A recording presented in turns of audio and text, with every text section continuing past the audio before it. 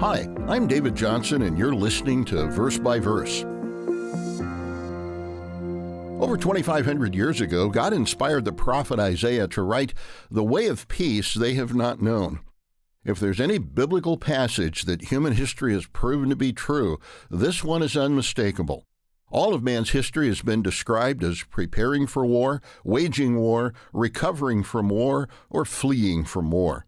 The United Nations estimates that 2 billion people, 1 out of every 4 people alive today, is living in an area ravaged by armed conflicts. According to the Geneva Academy of International Humanitarian Law, there are currently more than 114 armed conflicts taking place around the world. But war is not the only factor that destroys peace. The U.S. State Department currently warns Americans against traveling to 47 countries, primarily because of violence and crime. Criminal gangs have destroyed any semblance of civilization in the nation of Haiti, and other nations are careening toward that same chaos. In a world where people have access to technologies, opportunities, and prosperity never imagined even a few years ago, why is peace so elusive? Why are billions spending virtually every waking moment in fear for their lives? The best human minds down through history have tried to devise a pathway to lasting peace, but all have come short. Religious leaders are often shown praying for peace, as if peace will come if we can only talk God into waving his magic wand of peace. Consider this. Isaiah's words contain something often overlooked. By saying man has not known the way of peace, Isaiah implies there actually is a way that will produce peace. God did not inspire Isaiah to condemn people for failing to achieve something that's impossible for them to achieve. He's saying instead that there is actually a way. Not multiple ways, not many pathways, not a variety of options from which to choose which seems best to you. There is a way, one and only way, to produce peace. Now, wait a minute. Is God playing games with us? Is he taunting us by telling us there's a way to produce peace, but he refuses to tell us what it is? The problem is not that God failed to share this way with man. The problem is that man doesn't like God's way, and he thinks he can find another way.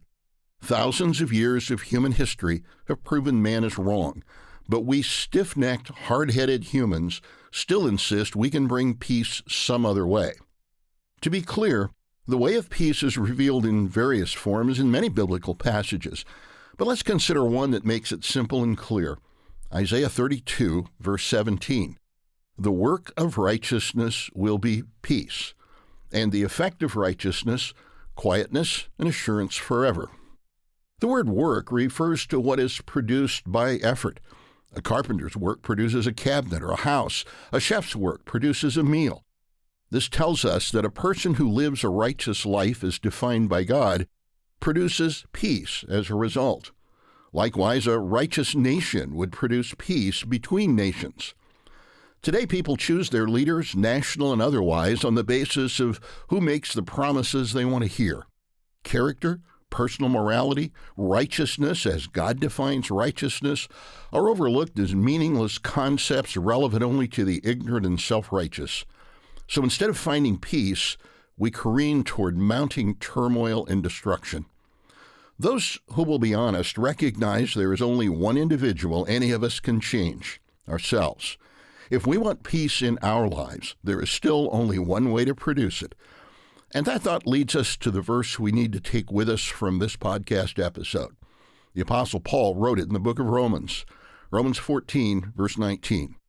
Therefore, let us pursue the things which make for peace, and the things by which one may edify or build up another. The word pursue reminds us that we will never find peace by quietly praying and waiting for God to dump a load of peace on us. There is one and only one way to have peace, and that involves a sustained and diligent effort to live by what calls righteousness. Nothing else will ever work. And one more thing. Those who learn today to pursue the things that make for peace will be used by God to bring peace in all its fullness to our whole heartbroken, suffering world. How much is that opportunity worth to you? and God's Word reveals how to pursue true righteousness, verse by verse. Verse by Verse is a companion podcast to the Daily Bible Verse blog, which you can find on the Life, Hope, and Truth Learning Center. Check out the show notes for more.